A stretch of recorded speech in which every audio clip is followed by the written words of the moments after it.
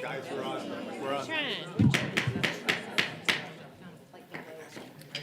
Good afternoon, and welcome to the Wednesday, April 8th, 2026 regular board meeting of the Savannah-Chatham County Public School System Board of Education.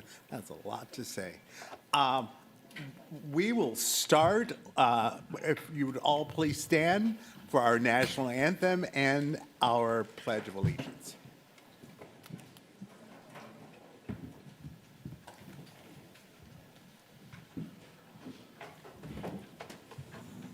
All right, good afternoon. We have a good-sized group coming in here, and I've got some things to say about them. So we are so delighted to have the Charles Ellis 7th and 8th grade bands with us today to perform the national anthem. They have been very busy. Last week, they opened up for the Savannah Music Festival, which many of you know is a 12-day festival from artists all over the world, and they performed in a music spotlight that kind of gave our SCCPSS ensembles time to shine, and they're among the best and the brightest, that's for sure. Their director is Miss Sarah Hamilton. She has spent her seven years of her career all at SCCPSS, starting her journey at Beach High School, then going on to Johnson, and now settling in at Ellis. A fun fact to share with you, a healthy band school band should have about 10% of their student population in those grades signed up for band. Ellis has 78% band participation. So we are very proud, and we have a neat collaboration. We usually have the band just play instrumental, which is amazing, but we are delighted that one of our percussionists, instead of playing percussion, will be singing in collaboration with the band as well.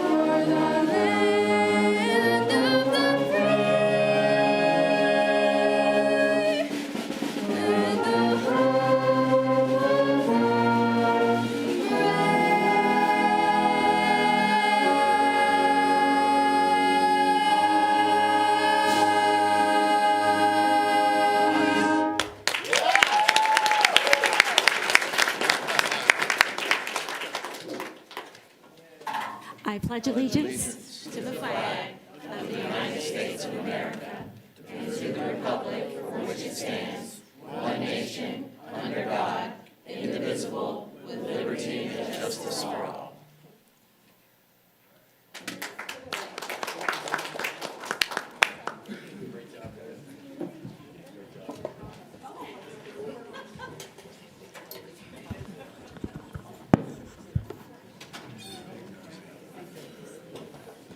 Let's hear it again for Charles Ellis. job, guys. Thank you. Oh, fantastic. Okay, who played drums? Who's the drummer? All right, good job, guys. Real good. Yeah, yeah.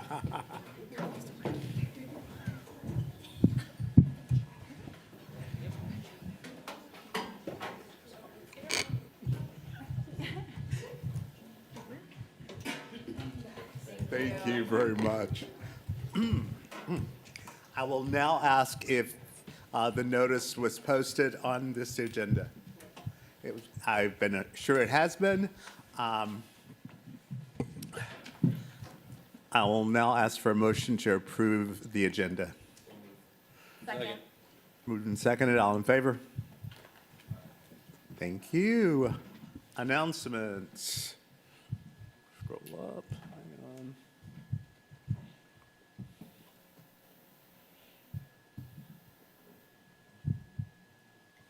Okay. All right. Few announcements. The Superintendent Live. The strategic plan progress update will be tomorrow night from 6 p.m. to 7 p.m. You can watch it live on the district's YouTube channel. You can visit our website and get that link. Okay. Capital Improvement Committee meeting, April 21st, 2 p.m. here in Whitney. Our Celebration of Excellence at Beach High School, April 21st, 6 p.m. at the Beach High School Auditorium. Audit Committee meeting, April 23rd, here at Whitney at 8 a.m. Books, Blankets, and Family Fun from 9 a.m. to 3 p.m. at Daffin Park. That's April 25th. Board Accountability Committee meeting, April 28th, here at Whitney at 3:30 p.m. Our May board meeting is May 6th, starting with informal at 10:30, executive at 12:30, and the regular meeting at 2 p.m., and that's here at Whitney. And great. And our remembrances. John Harris, date of passing March 9th, 2026. He was assistant principal at Saul C. Johnson High School. If we all please stand for a moment of silence.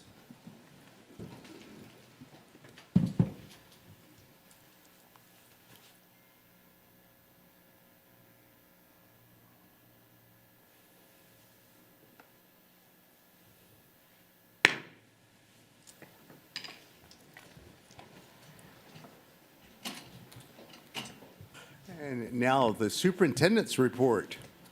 Awesome, I think. Oh, I think our student of the month. Yes, microphone. Student of the month just walked in. We'll give her and her family a chance to come down to the front. And as they do that, I'll just share a little bit about our featured student. The superintendent student of the month is an 8th grade student at Pulaski K-8. Her performance reflects meaningful growth across all subjects, maintaining A's in all classes, with writing in English language arts showing the most growth. Her grade point average is a very strong 96%. Her nominator, Calista Moore, says that she is kind and motivated. She helps her classmates with assignments and demonstrates creativity through her interests. She is also actively working towards her goals of becoming a nurse. These qualities make her a strong choice for Student of the Month. This student is also a part of our gifted program and is a member of FBLA, band, chorus, and the cheerleading squad. When asked what motivates her for success, our Student of the Month said, "Being able to look at myself in the mirror and be proud of who I am." I love that. Please help me congratulate Alita Karanki, the Superintendent Student of the Month for the month of February.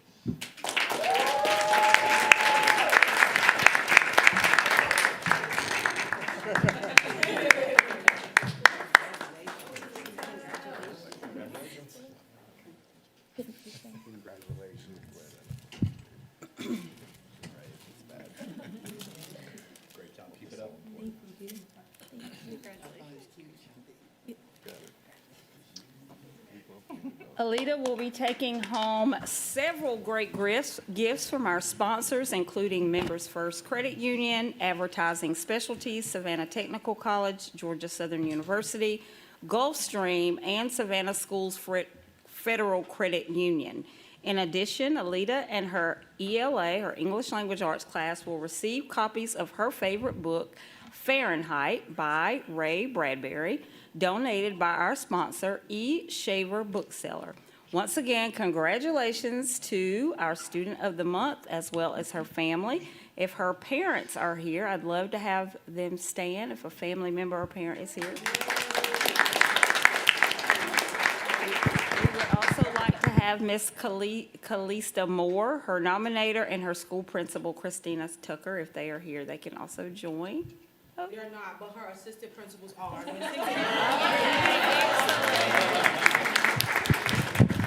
Thank you so much, and keep up the great work. And we will now move on to the superintendent's good news calls for applause. Congratulations to Coastal Middle School's Helen Ruffin Reading Bowl team.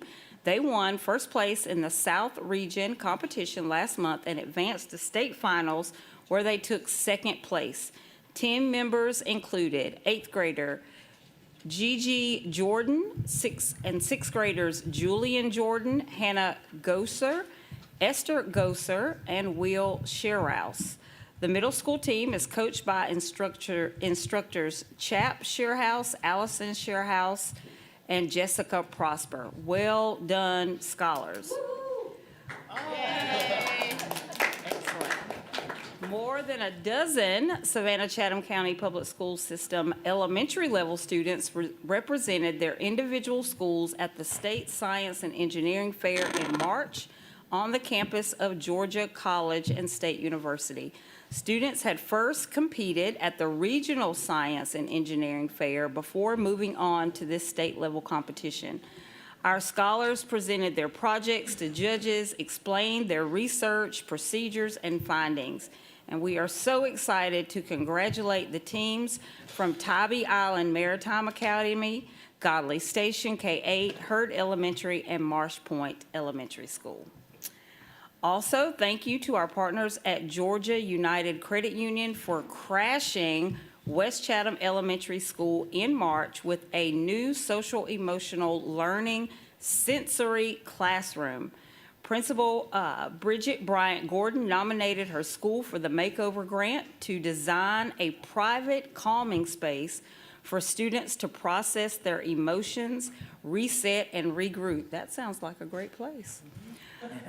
Renovations are slated to begin this summer with an expected completion date before school starts in August. This is the third SCCPSS school to get crashed by our friends at Georgia United Credit Union. Thank you so much for your partnership. Ladies and gentlemen, start your engines. Middle school students at the STEM Academy at Bartlett recently acquired 4 Formula 24 race car kits, which will be constructed by teams of 7 students per car.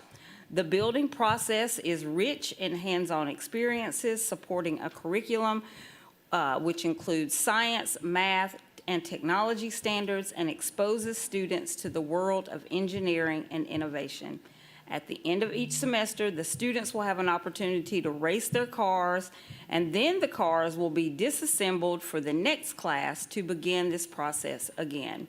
Thank you so much to Board Member Grabowski, who played a significant role in connecting the school and the supplier, Green Power USA, and to Dr. Angie Lewis and her team for supporting this process from beginning to end. So that is exciting, and at this time, I would like to maintain the momentum and pass the torch to our report from the Professional Senate. Thank you.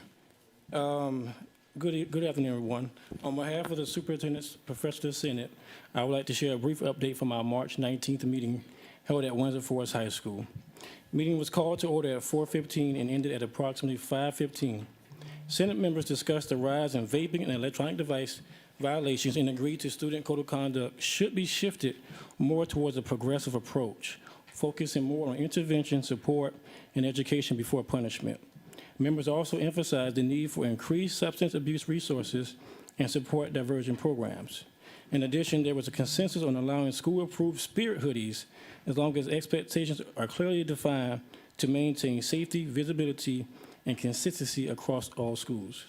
We also reviewed the district's budget outlook and recognized the importance of continued strategic planning moving forward. You can find a more detailed version of the report on the board agenda. That will conclude your superintendent's report, Senate report.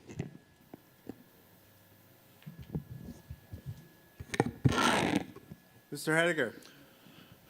Thank you, sir. Moving along in your agenda, we do have your Board of Education matters, several policies for review, and a proclamation and another agenda item for the board's action today. Item 6.01, this board policy GAC, staff involvement in decision-making. This is part of our 4-year review process.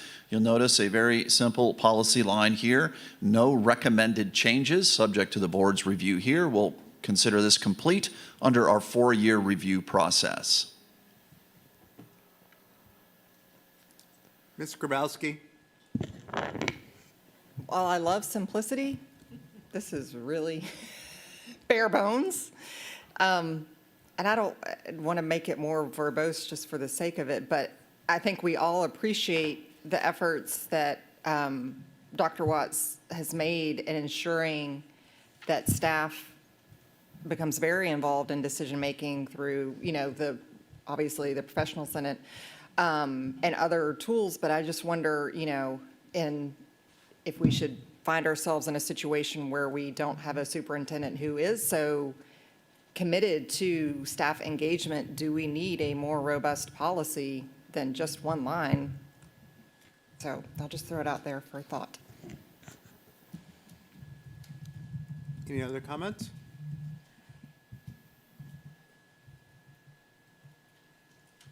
Thank you. Thank you, Ms. Grabowski. We'll certainly take that into consideration. It was a little bit of a challenge for us as we were going through the review process. It was a quick review, as you can imagine.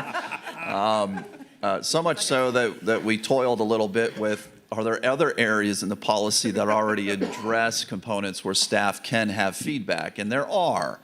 However, deleting this policy didn't feel right either. Right. So we have left it the way it is. We will certainly convene further with the staff to see if there are some areas that we could add to create a little bit more meaningful language in there. And of course, that would create a second reader. So if that happens, you'll see it come back in May. Thank you for the push. Thank you. Hang on. Yes. Ms. Hall. Mr. Hediger, for instance, just outlining what some available means are. So, give them some good examples so that we Sure. have someone who's, stumped and doesn't know how to do that. Yeah, most definitely. And in today's day and age, with our website, with our technology that we have, there are certainly examples that we can do. So noted. We'll continue to look at that one for review and bring it back in May. Item 6.02 on your board agenda today. This is Board Policy GBIA, Teacher Evaluation Appeals. You'll see this also is coming to you under our 4-year review process. No material changes to policy language, just some grammatical changes and clean up with some words that need to be fixed in the language references. But you will see that this work that we're doing, with that, there's really no changes materially for the board, so we're not recommending that this would come back for a second reader or adoption. Of course, that is subject to the board's review now, and subject to your feedback, we'd consider this one also complete under the 4-year review process. Comments, anyone? Thank you. Let's move on. Moving along, item 6.03 on your board agenda. This is Board Policy GALB, compensation. Once again, coming to you under our 4-year review process. No policy changes, no material changes to policy. We did have one strike, you'll note, which was some redundancy in a title section on the policy side, but no substantive changes to the language. So we are considering this one a regulation change only. You will see a host of changes under the regulation, primarily to delete some outdated references, old position titles, for example. The big part, though, is to offer some clarification on step increase eligibility and minimum wage and overtime provisions. All of this falls in the regulation, so we're providing this for the board's review.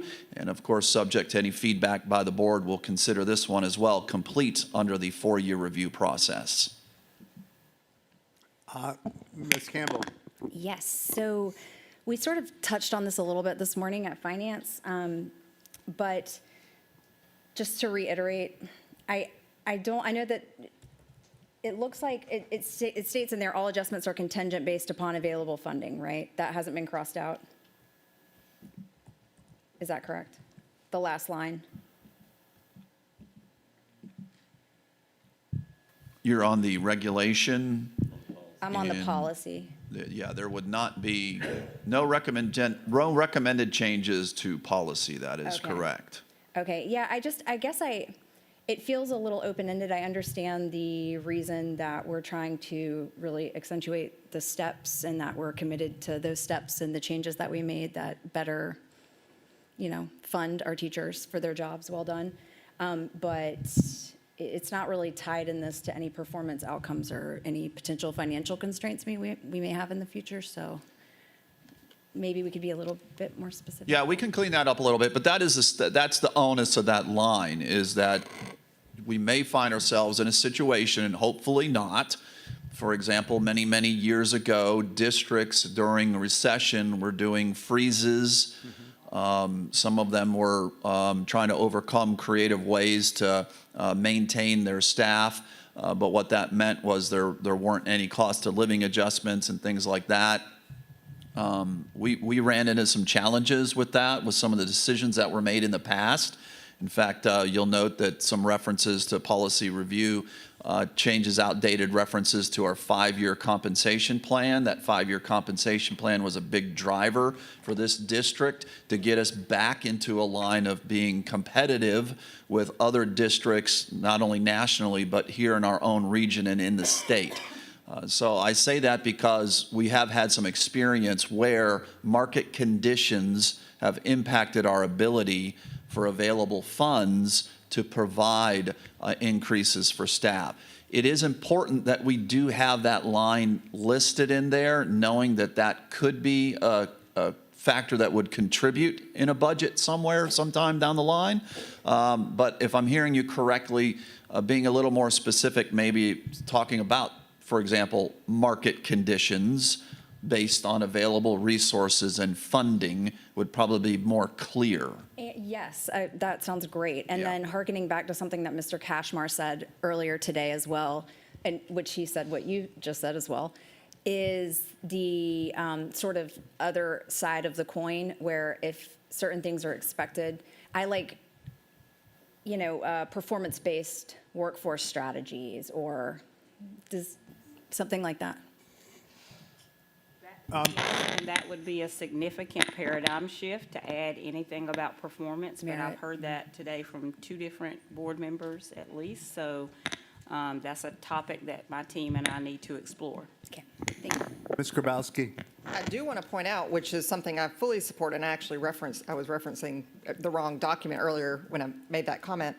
At the bottom of page 1 of the regulation, the language that looks like it has been added that says, to be eligible for an annual step increase, employees must physically work at least 63% of the work calendar for the position encumbered and have received a satisfactory performance evaluation for the current school year. So that is new language. Is that correct?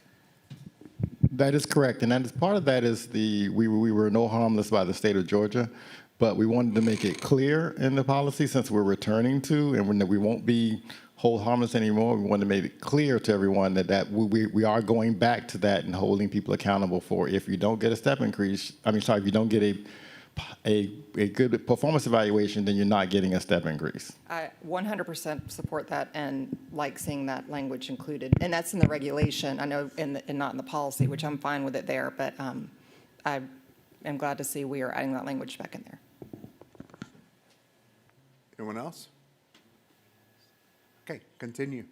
Thank you, sir. Continuing on your agenda, we have item 6.04 for the board's consideration. This is board policy IFBG, Internet Acceptable Use. This one, the primary driver on this is a requirement under SB 351, which was signed into law, and it requires social media policies by school districts in the state of Georgia. Of course, you'll recognize that this particular policy was brought back to the board about a year ago when we were having to update our acceptable use policy, which also was a requirement under the same provision of this state board, this Senate Bill 351. So going back and realizing that the language for actual references was very clear for social media policy, that was the driver. And that's the primary change that you see within this policy for the board today. And again, there's no changes on the policy. This is only the regulation side. Technically, this is a mid-period review because of the statutory requirement. And you will note that toward the end where we do reference social media, we talk about students may not access non-curricular social networking, i.e. social media platforms, on district-provided internet or internet access with exceptions as provided by staff, such as if there is an assignment related in some way to the use of that platform. So we now have language in here, and we will be needing to report this up to the state to ensure that we meet the provision of SB 351. So again, regulation only, no changes to policy. Subject to the board's feedback, we'll consider this one completed. Dr. Howard Hall? Yes, as part of the regulation, bring your own device, I do see on here that devices are not allowed to be physically connected to the network of other district devices.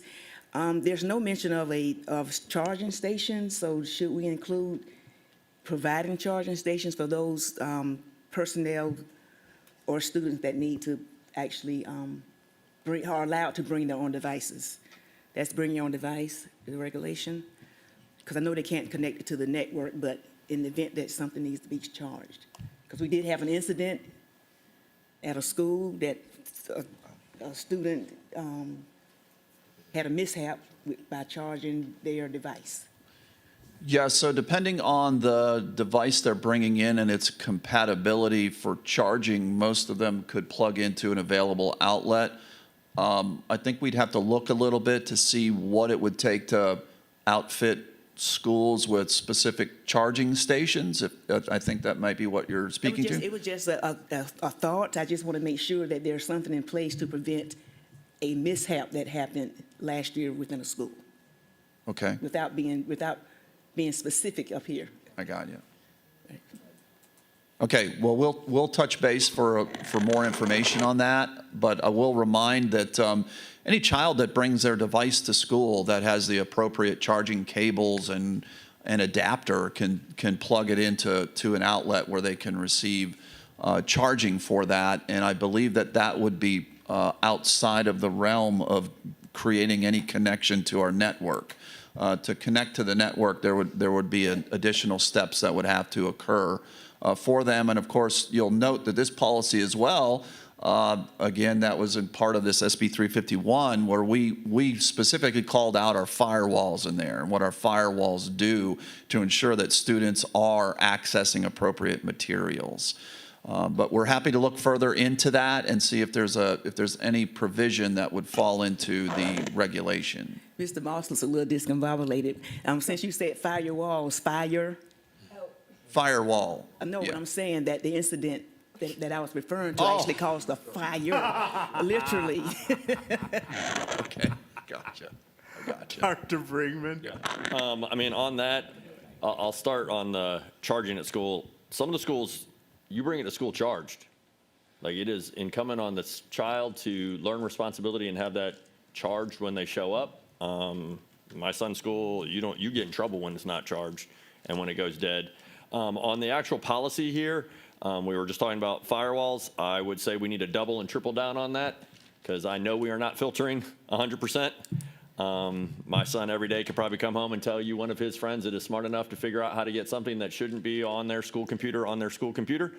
And then furthermore, there is really not much language in here that directs us to policy that holds students accountable for actions that are inappropriate and what that should look like in our code of conduct for first offense, second offense, third offense, and the severity of the offense, both in filtering and the materials deemed obscene, all that type of stuff, but also in the social media and just a link to discipline. And then while we're going through discipline, I'm hitting all the people back there, what that looks like when we're upholding that end of being able to use one-to-one technology, which becomes its own huge problem. Yeah, subject to any other comments from Mr. Butler back there, who's celebrating the review of the discipline policy right now. I know. And that will be ultimately bringing back to the board. But we do reference in here, obviously, consequences, and we do talk about the inappropriate may result in disciplinary action or restriction of privilege. We could certainly add in there a cross-reference to the discipline policy where those consequences would be found. I would like it. Yeah. Ms. Campbell, you had that look. I did have that look. Yeah, like the specificity I think that teachers are asking for, where it's not up for debate, like it's not so, not that they're hemmed in, but I like how Mr. Butler et al. Have all decided to do like the minor consequence, like no less than and no more than, right? But where it gives teachers a window. Right. And something that's specific. So it's not like we're just letting some things go while horrible things are showing up on kids' computers that we can't help them unsee. Got it, right. And again, those guidelines, those guide rails will fall to that discipline policy area. We'll make sure to reference that in there and get as clear as we can to make sure we're not rewriting a discipline policy in acceptable use policy and then cross-reference it appropriately. Yeah. Anyone else? Move on. Okay, item 6.05, your final policy review for this board agenda is EGAG, and this is unemployment compensation. This is under your 4-year review. There are no policy changes to this language as presented, and we would consider it complete under the 4-year review process, subject to the board's feedback.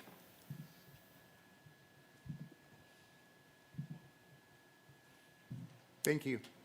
Hearing none, moving on. We do have some action items for the board under your Board of Education Matters section of today's agenda. Board Proclamation, National School Library Month. So I'm going to read the proclamation. Thus be it resolved that the following proclamation be adopted. Whereas April 2025 has been designated the 40th Annual National School Library Month, and whereas school libraries provide materials for teachers and students that will encourage growth and knowledge, and whereas school libraries provide materials that will develop literary, cultural, aesthetic appreciation, and ethical standards, and whereas school libraries provide materials that reflect the ideas and beliefs of our American culture and world heritage, and whereas school libraries provide books to encourage students to read for pleasure and are considered a fun place to go, and whereas school libraries provide materials to meet individual needs, varied interests, abilities, socioeconomic backgrounds, and maturity levels of the students served. And now, therefore, be it resolved that the month of April 2026 be proclaimed National School Library Month.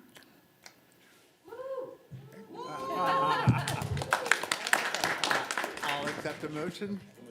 Moved and seconded. All in favor? Thank you very much. And do we have librarians here today? We do. Yes. Come on down, librarians.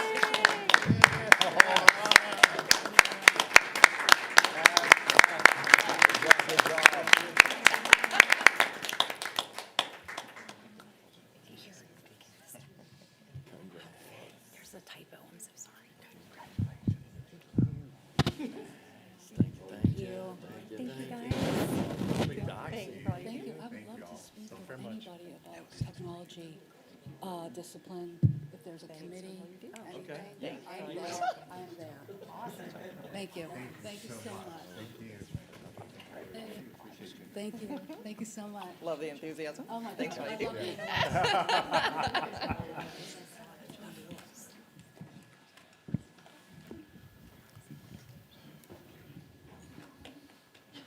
Thank you. Next item on your agenda, item 7.02. Best star.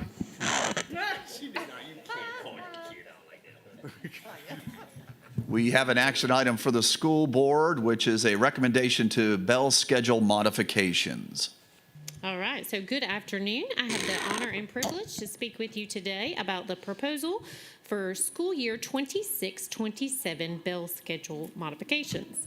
The following bell time modifications are proposed to accommodate school movement because we know with all of the construction projects, we are working to bring Jacob G. Smith Elementary and Georgetown K-8 back to their home sites. So as they were previously at the swing sites, we are recommending to put them back at their original bell scheduled times.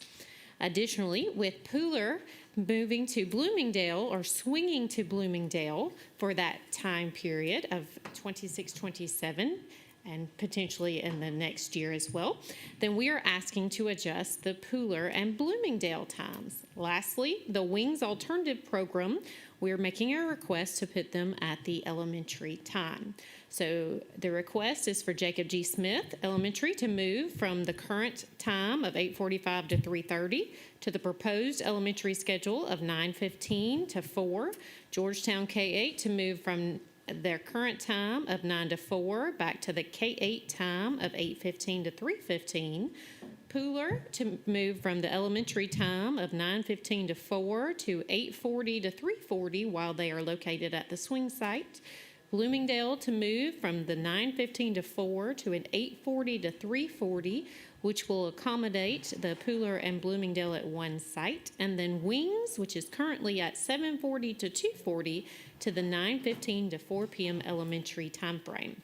Thus, be it resolved upon the recommendation of the superintendent that the board approve the recommended bell schedule modifications as proposed beginning in the school year 26-27 school year. Moved and seconded. Any discussion? I do. Yes, sir. And this is, I've been wanting to say this for years. High school students starting school at 7:30 in the morning is ridiculous. We know how their brains work. Our elementary kids starting school so late. All of this is against all science. And I understand why the move was made. I don't think it is, I object to it, and I just want to say that for the record.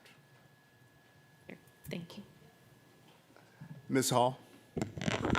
Well, Roger, I know what the research says, but how do we practically, what would be your suggestion for after-school activities so that the football team is not out there after dark?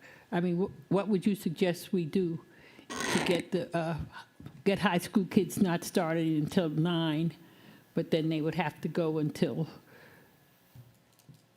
5, 4:30? Shorten the day, or, I mean, what would be your suggestion? Can they not, is it really impossible for teams to practice before school? But No, then they're they're- still there.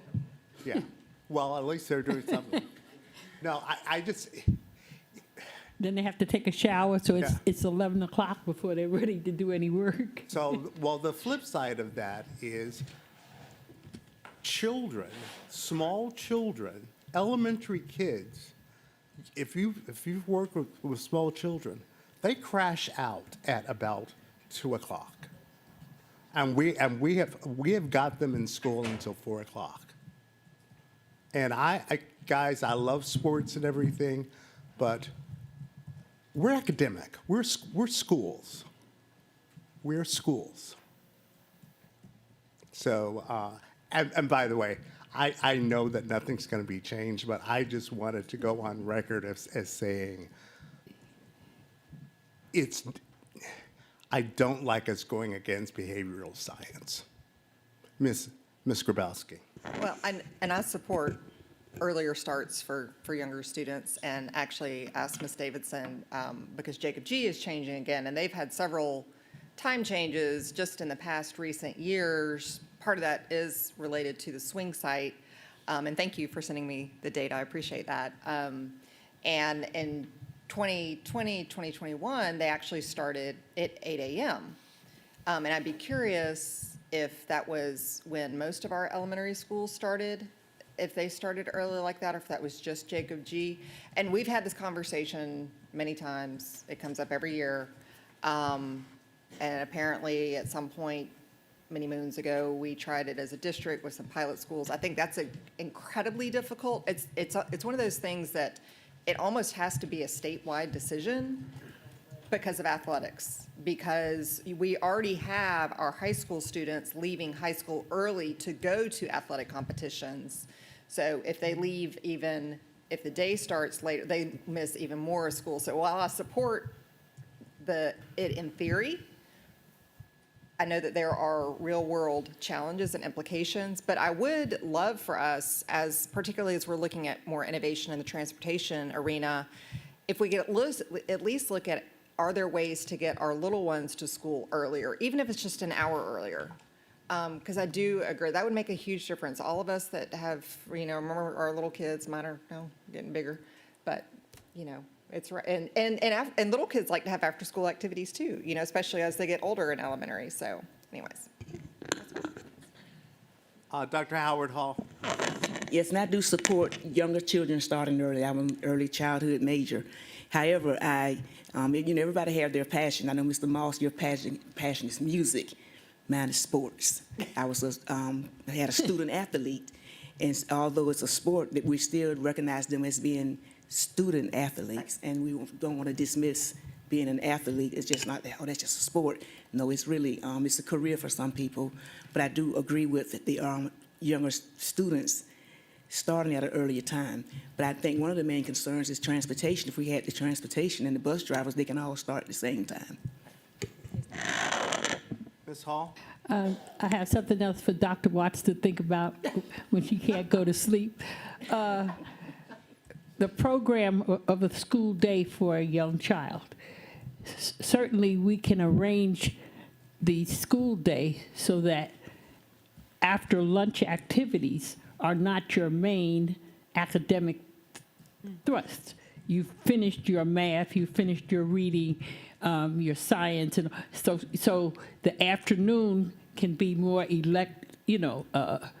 art, music, those things that are relaxing of themselves. It's not always like that, but certainly we can look at the school day and see as much as possible how we could do that.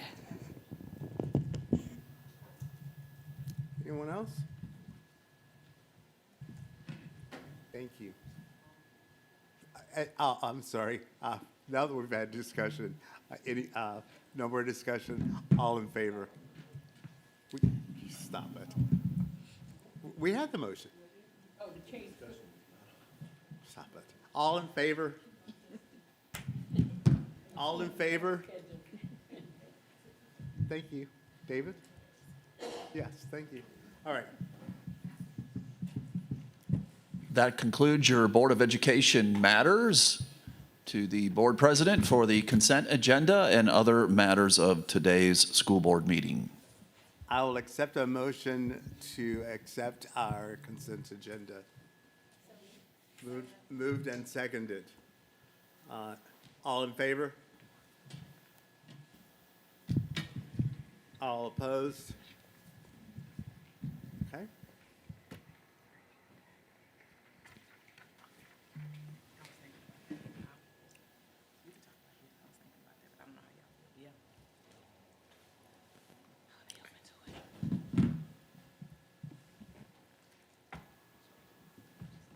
I'm sorry.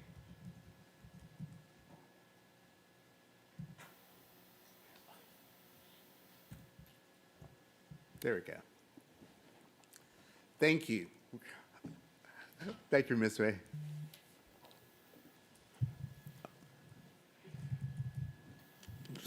Oh, okay, Ms. May? Oh, no. Yes, I'm sorry. My computer is doing an update. College and Career Ready Performance Index, CCRPI performance. Thank you, Ms. May. Good afternoon, and thank you very much. So today's presentation focuses on our CCR performance from school year 2025. This is a key performance outcome aligned with our district accountability system and also aligns with our strategic priorities around the district's continuous improvement process. For those who are somewhat unfamiliar with the CCRPI, I'd like to take some time to go over the 5 components. A couple of years ago, as part of the state of Georgia's ESSA amendment, the CCRPI overall score was permanently removed, and what we have are 5 core components. And each of the components has indicators that comprise the way that each will yield a total score. Each component and indicator is reported on a 0 to 100 scale. The first of the components is content mastery, and this reflects whether students are achieving mastery of the grade level content standards necessary for them to be prepared for the next grade level, college, or career. Specifically, what we're looking at is achievement in English language arts, ELA, mathematics, science, and social studies on the Georgia Milestone Summative Assessment, which we're getting ready to start on April 20th. It also includes performance on the Georgia Alternate Assessment for those students who take the GAA 2.0. The way that content mastery is calculated is based on 4 weighted achievement levels. So we're looking at the percentage of students who perform at the beginning level, those who perform at the developing level, proficient, and distinguished learner levels. Progress assesses whether students demonstrate growth in achievement. So what we're looking at here, and the way that the state of Georgia conceptualizes this, is that every student has the opportunity to continue to grow, develop, and make progress. So that's very important. So what we're looking at here are student growth percentiles within ELA and mathematics. Those are each weighted at 45%. The remaining 10% is progress toward English language proficiency for our English learner students. Closing gaps assesses whether student groups are meeting achievement improvement targets in the 4 content areas. With the revised CCRPI from a couple of years ago, the improvement target formula was also changed. So what we have as the established maintenance level is now in 90. Previous to this, it was 100. So I just wanted to make note of that. So when we look at improvement year over year, we're looking at the differential from 90 compared to baseline, the previous year's score, times 0.03. So we're looking for a 3% gain of that difference year over year. One thing to note, and it's very important, is that English language arts, we're currently in our first year of implementing the new standards. Therefore, we will not have that component assessed for this school year, being that first year of implementation with new assessments, et cetera. The readiness component observes whether students are engaging in activities that prepare them and demonstrate readiness for the next level college or career. So at the elementary and middle school levels, we're looking at or above grade level reading, student attendance, and beyond the core course participation. At the high school level, we're looking at or above grade level reading, student attendance, accelerated enrollment, pathway completion, and college and career readiness. Lastly, we have graduation rate, which pertains only to our high school grade band. And here, for the CCRPI, the formula takes into account not only the standard four-year cohort graduation rate, but also the five-year adjusted cohort graduation rate. So specifically, we're looking at the four-year rate to account for 2/3 of the formula, whereas the five-year accounts for the additional third. Any questions on the components? Sure. Ms. Campbell? Yeah, okay, so we were trying to figure this out. When you say that ELA will not be available until SY '26, is that just in the closing gaps category? So what will happen is, because of the, I'm sorry. Because of the new standards being implemented and the new assessments and the norming process that occurs, there will be a delay in the computation of, so we will receive those scores. However, for closing gaps, we will not have the associated SGP and that calculation for that due to that revision. Also, there will be a delay in the reporting, whereas we normally would receive the CCRPI reports in November. Those will probably be delayed towards the end of that month, early December. Okay, and that's helpful because the student growth percentiles are the scoring that we're about to look at in this. Right. Does that play a part in our? So SGPs are going to, yes, Okay. come into play with regard to progress, yes. Ms. Grabowski? I might be off a year, but aren't the math standards changing as well, or is that next year? Those changed 2 years ago. That was 2 years ago? Yes. Okay, sorry. We're in I'm a our little second behind. year. I'm Have implemented- trying to keep up. I'm sorry, 2025 marked our second year. Doctor? Yeah, the water is still muddy for me on closing gaps and the year-over-year numbers. So Are those numbers that big of a swing because of the lacking data, or is that just what we did and So something's you up? want to advance to the next slide? Okay, yeah, Oh, I'm yeah, sorry, yes. yeah. I guess, I'm yeah. sorry, I thought you were talking about just the definition, that's. No, Yes, no. Let's Yeah. look at the performance. Okay, so when we look at the performance from 2025 and specific to closing gaps, what you'll see is that those are actually grayed out due to the implementation of the math standards and the non-comparability. So closing gaps are going to also be non-comparable from 24 to 25 due to the change in math standards. So we cannot, even though those numbers are obviously provided to you, we cannot actually state those are comparable because they're not. They're on the basis of two different sets of standards. Okay. Comparability, one thing. Correct, In 2025, the data is true correct. for that year on closing gap set, Yes, yes, where we still fell way behind the state. correct. Okay. Yes. So when we look at overall performance in school year 2025, as compared to the previous year, the gains that we saw just for the district, comparing 24 with 25, are in elementary content mastery and middle and high school readiness.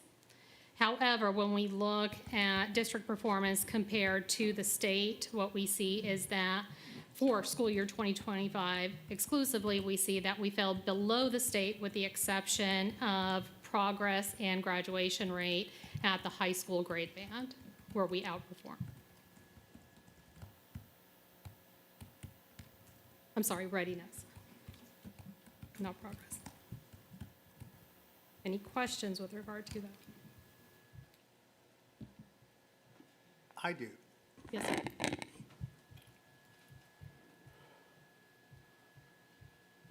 If we fell behind in content mastery, Yes.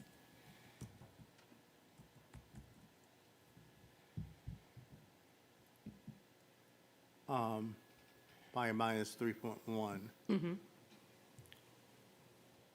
But we only fell in graduation rate by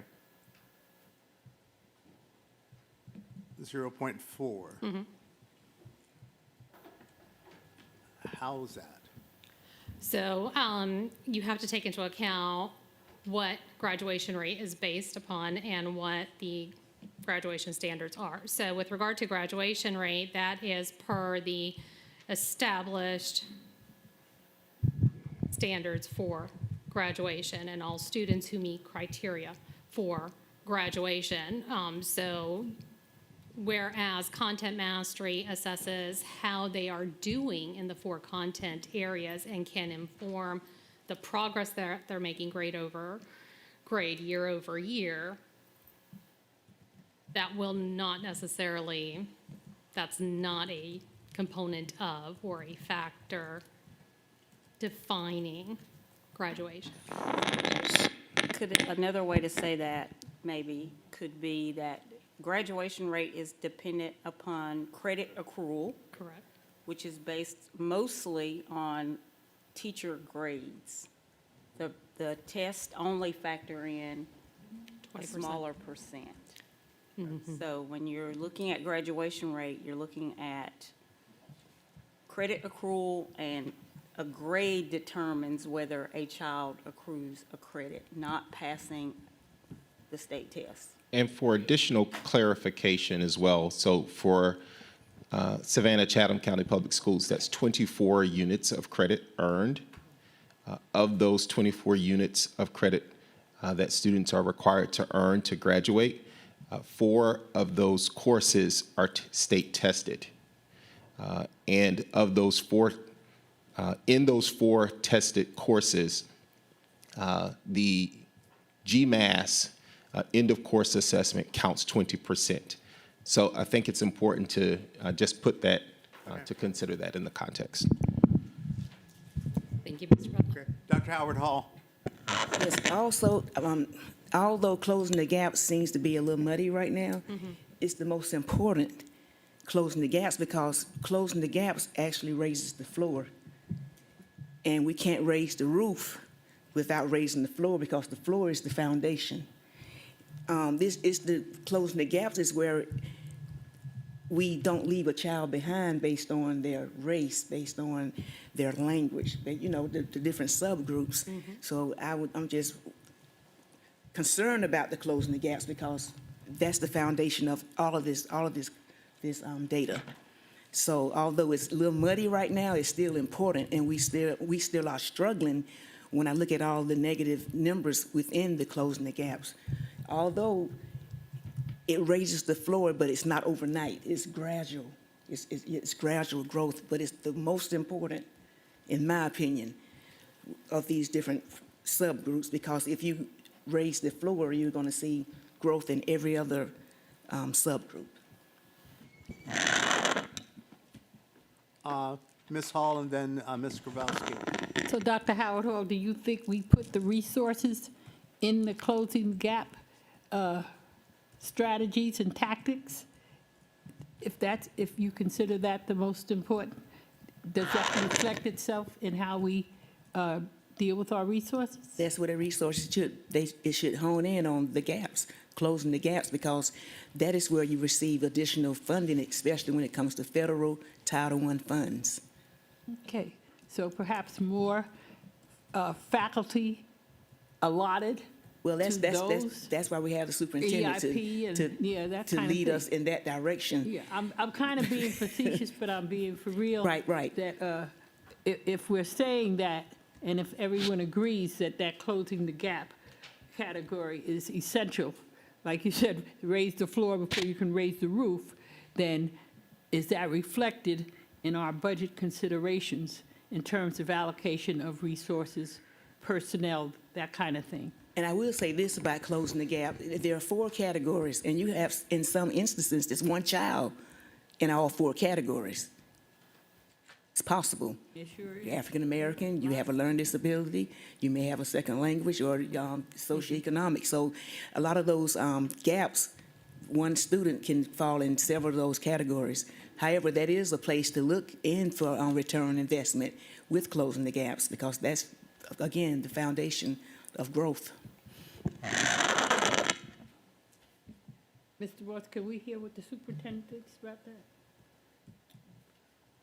Can you ask the question again? Okay, well, how much you feel our resources need to be targeted towards programs and initiatives that help us close the gap? If we're saying that closing the gap is, all of these are essential, but if we're saying that closing the gap is going to make the biggest difference in outcomes. So I do agree with Howard Hall's analogy of raising the floor will help us raise the roof. Like all tides go up when you can close gaps, but I don't know if it's that simplistic. Just to say, put more resources at something, give more. This, to me, is a balance in which effectiveness has to be considered. There are a lot of other factors that go into these data, attendance, engagement. There's so many different factors when you're looking at test data. So I would not want to commit to a singular strategy because I think it's a multifaceted issue that has to be addressed in many different ways. Well, I've always thought about readiness as being the kind of milestone that you're looking, let's make sure they're ready. So actually, you could. But in terms of building equity, I see what Dr. Howard Hall is saying. If you see these gaps at certain schools and you see them perennially, then what are we doing to address it? Okay, Mr. Grabowski? Staying on the closing gaps theme, do we, and understanding that the math standards changed, but that's just a quarter of that Correct. evaluation, correct? Because you see such huge differences between 24 and 25 in closing gaps, but you don't see that, like the other areas of content mastery, progress, and readiness, the numbers are more, don't change that much. So why is the difference so huge, aside from just the math standards changing? So with regard to closing gaps, that is contingent upon content mastery performance. So what you'll see is, with regard to the way that's computed, if we're not meeting the target, if we are not performing at least on par with, obviously improving from the previous year, that's not closing that gap. So we're looking for 3% of that difference, 90 minus the score from the previous year times 3%. So whatever that equates to, if we're looking for a 2-point improvement, but the school only made a 1.9, they're not closing the gap. It just seems, I mean, those numbers are huge. Like, what are we attributing that to? So I want to do a little bit more digging into that. I literally just texted my team and said, this deserves a lot more explanation because if we went from 90 to 29 in high school, I need to be fired. That's exactly what I just texted them. If you want to know the truth. So with That number Yeah, that's like deserves alarming. some additional explanation for sure. Yeah, okay, thank you. Ms. Campbell? So one thing as I dug into these numbers is I see wide margins for content mastery. We range from 22.8 to 100. Right. And Exactly. that is, Yes. wow. I mean, that is a big deal that we should focus on. And I agree that closing the gaps is important, but that is a minimal bar to reach when we're talking about it being 1 point added to the overall or 1.8 or 2 points. It's not like we're saying, we need you at a passing grade and you're at a failing grade, And so these scores, so for instance, progress can be high with low mastery, which is what we see, because students are improving, but they're not improving fast enough to get to efficiency level.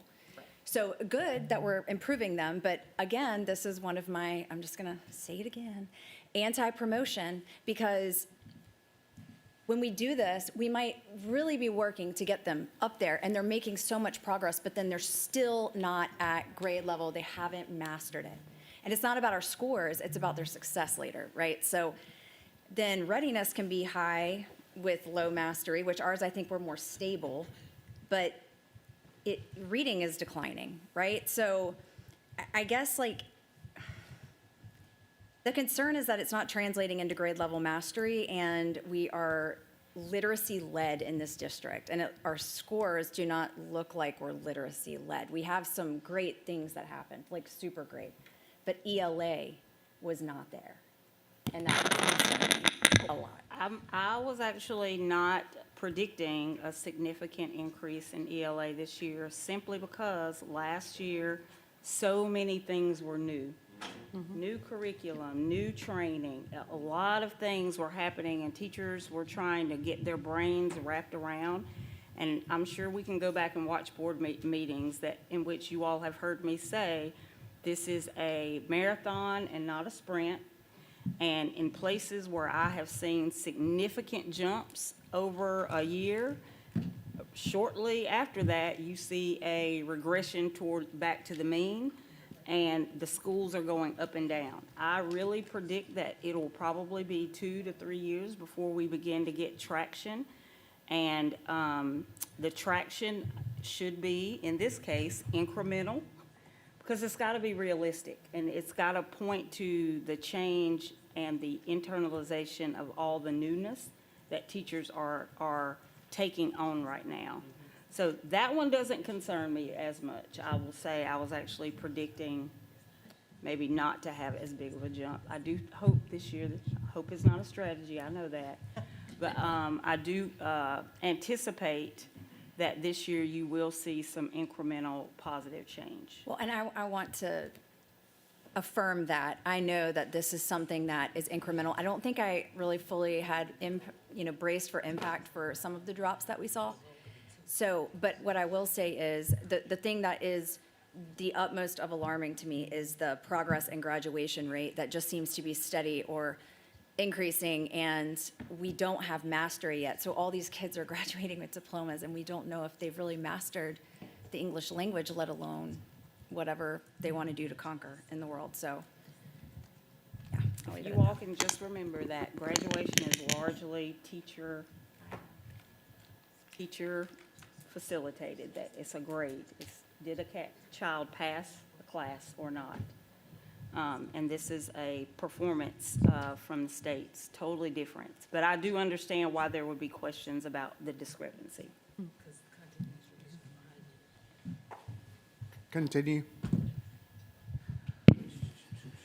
All right, good afternoon. So, I'm gonna take these off, right? Not gonna help me. What we saw was historical data now, okay? And now we have to think about what are we doing to improve it moving forward. And so the data point that we focus on that gives us an idea around what is the health of our core content right now today is we use the Northwest Evaluation Association measures of academic progress, which we refer to as NWA MAP. Just keep it simple, MAP. And you've heard that language a lot. And so if you look at the very right side, left-hand side of the screen, this is where we are currently landing on our 3 administrations of our MAP assessments. It's our diagnostic assessment, our universal screener, just where we are from a norm reference perspective. And then when you look at the right-hand side of the screen, it shows where we are being projected to be at or above grade level in terms of English language arts or mathematics. Now, that is based off of a linking study. It's one data point, but it's also from one assessment to the next, so it's measuring growth. So from beginning of the year to mid of the year to end of the year. So when you look at the data point of grades 3-5, and I'm gonna give an example of ELA. At the beginning of the year, we were projected to be 31%. Looking at that growth into middle of the year, we maintain status quo, 31%. And then looking at our end of the year projection, we increased by 1%. So we're not losing ground. We're stable. The goal here is that we want to look at what we see in mathematics, where you see we're meeting that 50% norm reference, and we are moving more students. So in grades 3-5, we're at 28% at the beginning of the year. Mid of the year, it jumped to 30. That means we move more students beyond what was projected in that norm reference within the 50th percentile. And to the end of the year, we jumped an additional 5%. And so that's where we're moving more students in a shorter period of time. In what you see in mathematics, what you see in English language arts is that we are stable, we're not losing ground, but we are meeting the targets based off of this particular assessment. Any questions there? All right, so Barnes, that would mean if we're putting all of this effort and energy and electricity into literacy, then hopefully that's going to, not a sprint, but looking at the marathon, we should be getting there, and every year seeing a change in that, because we're not really concentrating that hard in math the way we are in LA. So we should see correct. a difference. Incorrect. And so the skill set that happens in English language arts, as we all know, versus the explicitly taught skills in mathematics is different. But one of the things I do want to note is what would be, even though it's alarming that we have a third of our students being projected at or above grade level, that we're not seeing a regression from what we taught at the beginning of the year versus where we're teaching at the end of the year. We're not seeing a regression. We're stable there. And again, I think the emphasis to be made on this particular slide is this is how we are doing as of right now. So as a result of some of the autopsy data that we often look at, which was the previous slide, like the year is gone. Y'all are just now getting this data, how many months past last year? And so in a lot of ways, we're trying to play Monday morning quarterback, and what I'm trying to orient the district to is looking at data points more in the moment, in real time, so that we can make adjustments prior to the autopsy. Like, I don't want to know when I'm about to die that I'm about to die. I want to know earlier so I can start intervening. I don't want to learn that I'm dead after I'm dead. I want to start intervening before then. And so really working this year to have more real-time insight into performance. And you're going to see more of that in our upcoming strategic plan, particularly with our lower performing schools, because that is where we cannot allow students to not perform for long periods of time. And then all of a sudden, we're trying to do a big, let's fix it, when we knew that 2 weeks ago. So we're going to have things in place where teachers can make mid-course, I would not even say mid-course is too late. Really, daily, weekly, monthly adjustments to instruction when we see that students aren't learning. Because when we wait, it's much harder to catch a student up once they've not been performing over a long period of time.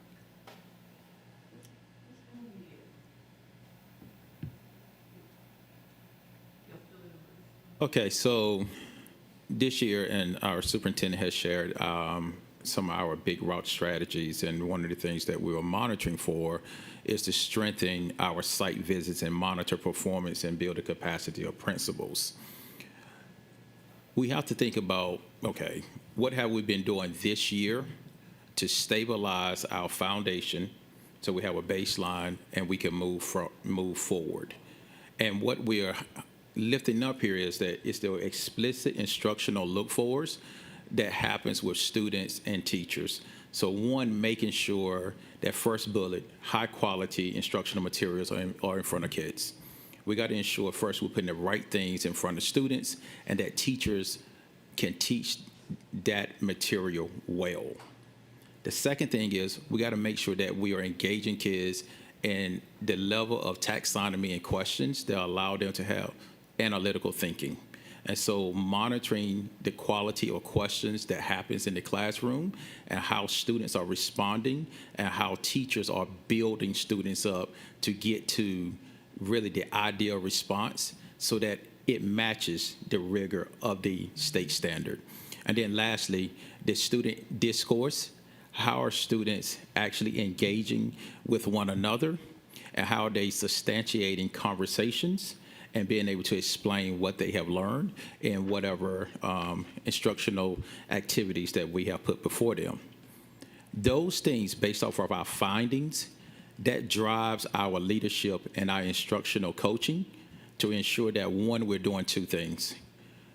We're teaching students at the rigor of the state standards, but at the same time, we're ensuring that we have solid management of the classroom that translates into higher student engagement in the classroom. Through that process, we engage in this continuous cycle. So we want to look at how things are progressing week after week after week, and so we can closely monitor that school's performance. So that's the whole idea around strengthening the site visit. Why was this approach important? We experience variability from one school to the next. And so we had to get very explicit on what the look fors are and how do we provide that feedback.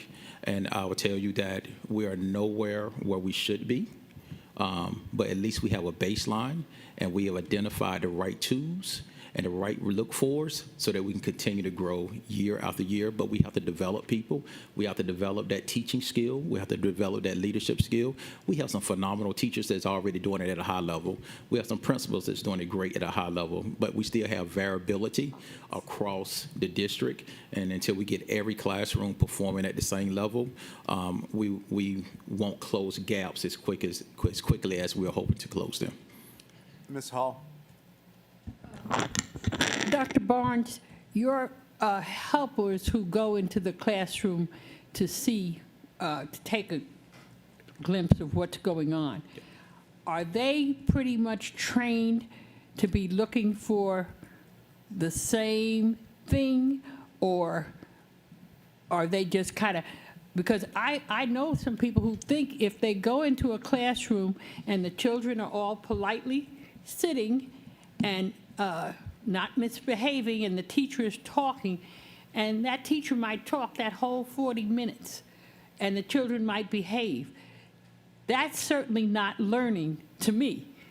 Back in my Chicago days as a teacher, like in math, those kids would be up at that blackboard at that point showing their work. So I could see, oh, they're stuck here, they don't understand that. So I'm just wondering how much engagement we're really talking about. We're not just talking about kids being good, and so we're talking about kids being up, demonstrating what they're learning, so the teacher can see what they don't know. So I just wonder how rigorous that is, or if you're just looking for a well-behaved classroom. Ma'am, I'm going to say you're spot on target. There's variability there as well, right? And so we have to continue to level set from every level of the organization when we're going into classrooms. And that's why we had to define what are explicit look fors, what is it that we want teachers to be doing, that they should be doing, what is it that students should be doing, and what, so we have now that spelled out completely what teachers should be doing, what students should be doing. And in some of our schools, we even categorize the different levels of engagement from what is just students are compliant to they're actually actively engaged, which points to what you were just talking about. And so we do have more explicit, definitions of that now. So now the goal here is if we have 100 people doing this work, we got to make sure that all 100 people are doing it the same way. And that comes now the accountability piece, along with the necessary supports to get them there. And in order for us to get there, it will take, accountability. And that accountability piece is around calibrations, constantly calibrating, getting people to see things, level setting through the same lens. And what does that feedback look like, regardless of who comes and who sees it? We all see it through the same viewpoint. See it in our new strategic plan. Anyone else?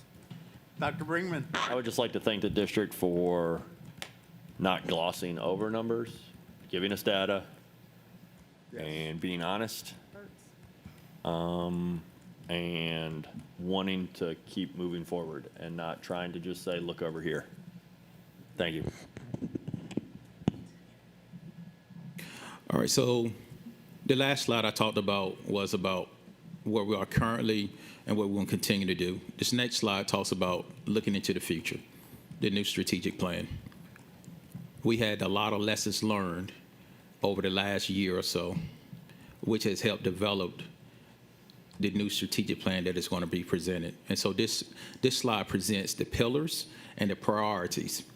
And what we're going to talk about what I'm talking about on this slide is that unified instructional framework. So Board Member Hall, this is that consistency that we will see across every classroom where we have been calibrated and every student is being taught at a minimum at this level. And that level has to be a level that is at a proficient level where students are able to at least access state standards and grade level text, grade level math performance task, right? That doesn't put a cap on it, but it establishes the floor. Strengthening what those tiered supports are. And so there was a conversation around closing gaps. This is where we start closing gaps. What does the tiered supports look like for the students in the school, but also what it looks like for schools across the district, those tiered supports? Any questions around that one? Yes. Dr. Howard? This question can come at beginning, end, middle. I just want you to talk a little about the framework for evaluation.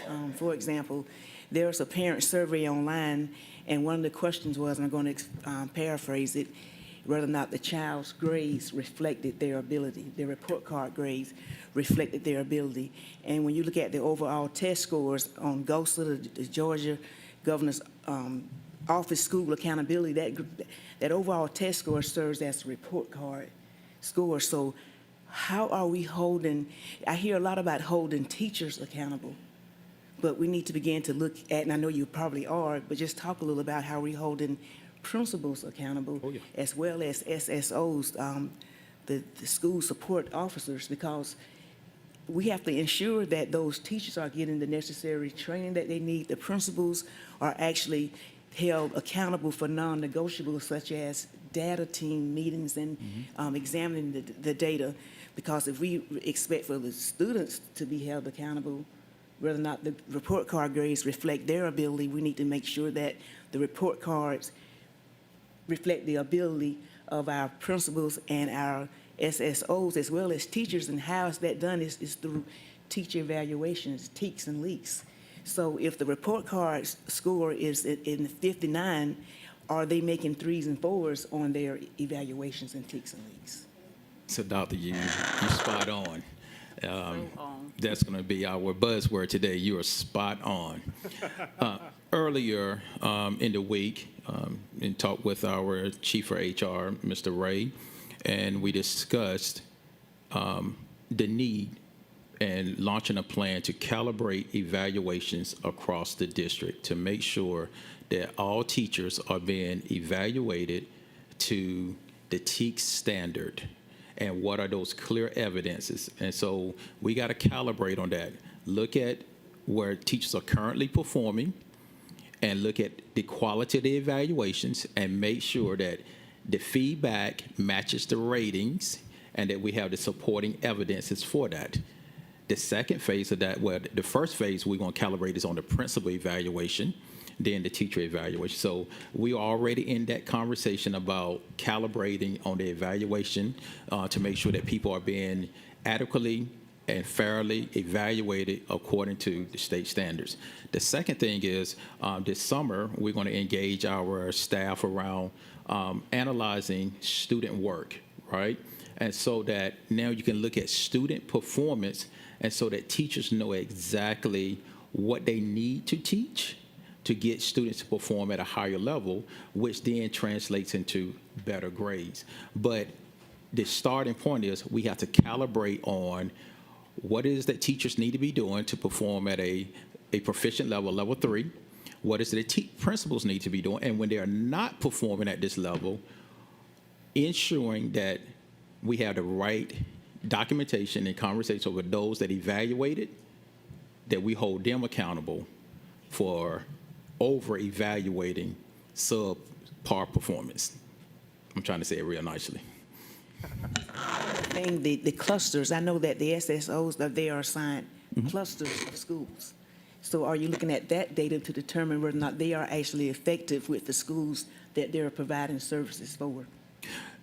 So we look at not just the entire cluster, we look at all the things that go into to determine, the performance of the schools and making sure that the SSO is equipped to lead those schools. But again, there is an evaluation process and accountability measure that we have there to ensure that school support officers are doing the job that we're asking them to do. And then I wouldn't be shocked to see if we see some revision of clusters in the upcoming year, because we got to make sure that the clusters are evenly balanced so that one person doesn't feel overwhelmed one way or the other. But we got to give them all the necessary support, so as a principal supervisor, they are supporting principals with the right resources. Think about the clusters, like maybe one SSO, they're assigned to middle schools. Mm-hmm. Do you have, is that a situation? We or do. you divide the middle schools, or do you go through the feeder schools?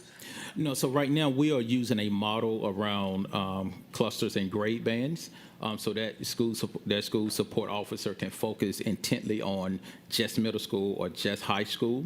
There is a way that we could do it and do it through a feeder pattern if we were targeting like ultimately graduation rate and what feeds into a high school. But this particular format is that we're setting it up so that that particular school support officer can become an expert and focus all their energy on one particular grade band and not having to deal between elementary and high school. And that can really stretch you thin. Mm-hmm. But if we can just give you that one set of schools, you can focus all your talents and efforts on that grade band.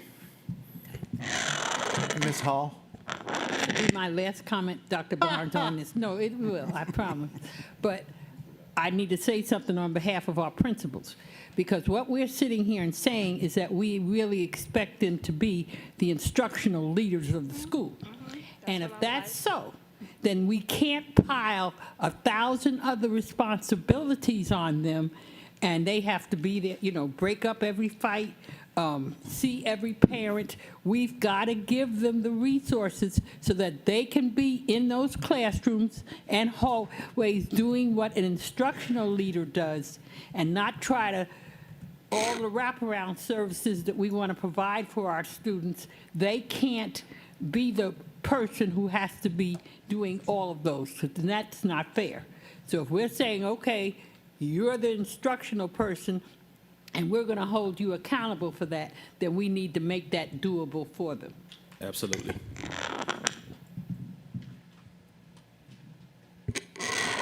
Continue. Okay. And so as we push into Pillar 4, we just talked about it. It's monitoring the schools, having an intense focus on monitoring those schools, and establishing now, again, specifically what the quarterly performance should be at each school, looking at those data trends so that we can make immediate decisions about what's happening in schools versus waiting to the end of the year and having lagging data. We can have more actionable data in shorter periods of time that allows us to revise school improvement plans and be able to support schools in a different way. It is going to be very important that we have a robust data performance system so we can analyze data all the way down to the individual objectives, individual students, individual classroom, and to the principals. So we're not just having a shotgun approach. We're very targeted on specific data points around specific skills and specific teachers that we need to, and principals that we need to develop. Comments, anyone? Thank you. So this is what we're committing to for every school. Instructional framework, as we just loosely talked about, the aligned curriculum, which we know we have done a lot of work around that, and now we're going to continue to beef up our assessments. That common lesson design, how we work with and provide a standard baseline for collaborative planning, so we have strong lesson plans before it goes in front of kids. And then giving that feedback, right? This is incumbent of our district, and we are owning this so that teachers are not having to do 100 times of the heavy lift. They're going to always do a heavy lift, but we can help them by giving them the right tools, resources, and help them with the analysis of their data so they can get it and teach explicitly what needs to be taught. And so we're not doing things by chance. This is more about an intentional effort to equip teachers and principals with the right tools to be successful.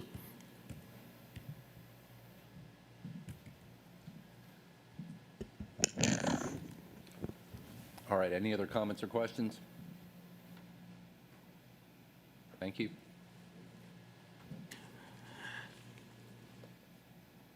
So as we round this out, the piece that's very important that we talked about earlier, and I mentioned MAP, and then we had a lot of conversations around a mirror early in the year, is making sure we have strong universal screeners so that we can identify things earlier versus later in the game. And when we are providing those tiered supports, that we have clear criteria in which how we put students in our MTSS framework to provide supports and how students exit that framework. We don't want any student to not have the necessary supports to be successful. And also changing this mindset that when a student enters MTSS, that they are being tracked towards special education or something of that nature. This is more about assisting the student to be able to access grade level content and be more successfully academically or behaviorally. It can be one or the other. Making sure that we not just have scheduled intervention time in the daytime, in the actual master's schedule, but it's actually structured intervention time that has solid research-based materials to be able to teach students something differently so that they can be successful in their core instruction. And then just at the end of the day, progress monitor things like never before. And so that is our push for this upcoming strategic plan, is to get real tight on our early warning indicators so that things are not dependent on a teacher having to discover, but we have already discovered it, and that we are now helping the teacher just teach kids.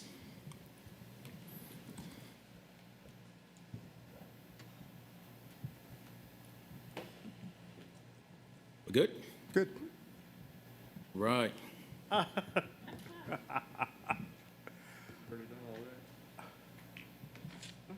Okay, we have, any other questions? I do appreciate the push and the conversation.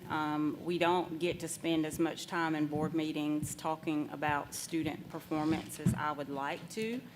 So, while the performance is not where we want it to be, and it makes me feel uncomfortable, because I do hold myself accountable for that, as the leader of this district, the push that you all are offering today, is the right push.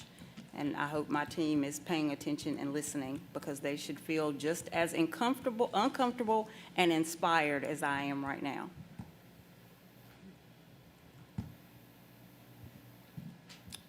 All right. Yes, Dr. Howard Hall. I'm just sitting here looking at this data. I can just say that I'm Rice Creek proud. And I must give the kudos to the principal, because she actually started out at Hodge, and she did the exact same thing. So I just thought I was. Excellent. Okay. Now we have financials? No? Yeah. Ms. Nathaniel will come to the podium for a budget transfer on the board's agenda.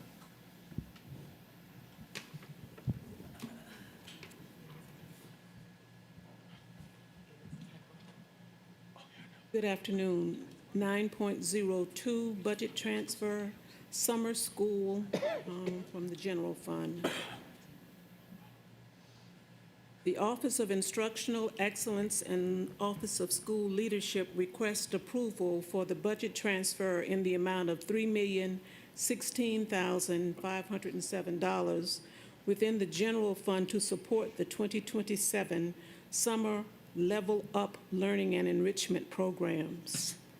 The summer program goals include provide credit acquisition and recovery opportunities for high school students, support grade recovery and promotion for students, offer targeted instructional support through blending learning models, deliver literacy enrichment for English learners, expand access to enrich experiences through camps, apprenticeships, and career exposure. The transfer will reallocate funds towards salaries, benefits, instructional supplies, professional services, and student tuition support necessary for successful implementation. A summary of the proposed budget amendment is listed on your item. Thus be it resolved upon the recommendation of the superintendent that the board approve an operational transfer in the amount of $3,016,507 from the general fund, along with corresponding budget amendments to support FY26 summer school programming. I'll accept the motion. It's moved and seconded. Discussion, I'm sure there's some. Ms. Grabowski. So I know we received the presentation about summer school programming, I guess, last month. Did we not have this as a line item budget originally? Or I guess why are we now having to do the large budget transfer? Or is the program more robust than we had anticipated? No, so you are correct. We did not have this amount as an initial line item in the budget. However, there are additional tutorial funds that are dispersed throughout several schools' accounts. And so this is an opportunity to simply move funds to a summer school budget line for this time of year. But you are correct, this was not an initial line budget item at the beginning of the year. Is that our typical practice? That we do summer school every year, right? That is correct, but this is the second year removed from the additional funds that we have for summer school. And so in years past, we had not established a specific budget line item in the general budget for summer school. So do we anticipate we will moving forward? Then? Yes. Okay. And that is we're right-sizing a lot of things that have typically not appeared as a part of our budget cycle that's been kind of in the background with this. That's a part of the work that we're doing with A&M to right-size some of these things. Overtime would be another example, summer school. So in our department budgets now, you will see a lot more of these things reflected on the front end versus on the back end. Okay, great, thank you. Ms. Campbell, and then Dr. Howard Hall. I noticed that with the budgeting, and I appreciate that. I know that we're going to be seeing a lot more transactions, if you will, than in the past, but only because we were covering it maybe with variance or whatnot. Okay, and then what am I going to say next? So summer school, I don't have a problem with spending money on enrichment programs or camps to get kids out of the house and doing something productive and keeping their minds from being idle over the summer. But if we're going to do summer school, I just ask that we rethink 3 weeks of half-day classes to recover grades. I don't like paying for that, so. Anyone else? Oh, I'm sorry, Dr. Howard Hall. I would like to see the overall summer school budget, because this is just general funds, and I know that we invest a lot with Title I funds and different other grants. So it'd be great to just see an entire budget to know what does the summer school budget look like, maybe a pie chart, you know, what account is general funds is paying this percent, grants are paying this percent, Title I that percent, to have an overall amount that we're expended in summer school. We can get that for you. Yes, and there are some programs that are grant funded, and as you know, Dr. Howard Hall, we also have our 21st Century, which is a different funding source, and additional funds that are used for Title I, and because of supplanting, that is not noted in this particular budget transfer. Ms. Campbell? Really quick, too, I believe I mentioned this at the last meeting, but I had asked if we could consider an audit of our summer school rigor and potentially Twilight as well, or something, you know, that I hear a lot from people, but summer school for 3 weeks, I feel like we could audit that. But just putting it out there again. Yes, we certainly can. Anyone else?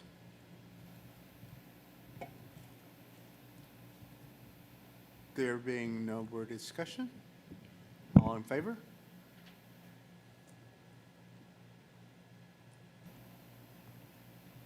Vicky? All opposed?